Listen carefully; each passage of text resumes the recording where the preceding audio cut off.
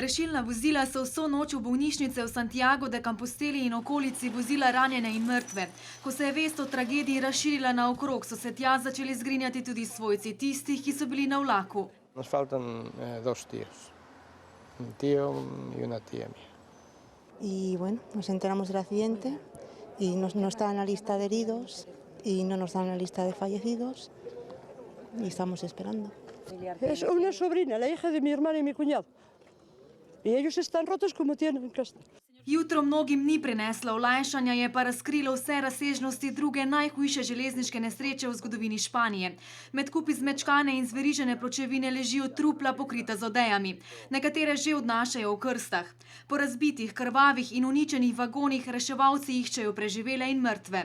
Hay muchos sin identificar que todavía están aquí pendientes de ser identificados.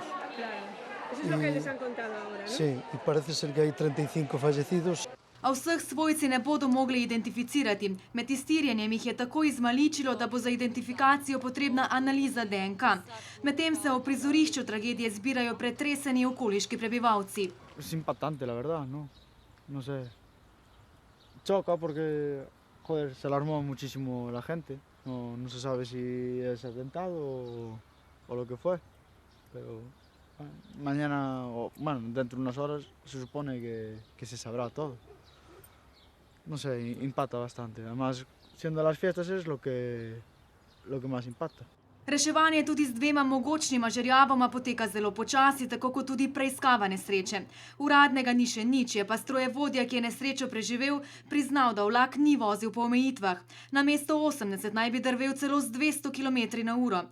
Sožalne brzojavke prihajajo z vsega sveta, poslal jo je tudi papež. Katastrofo si je že zjutraj ogledal premier Rajoy.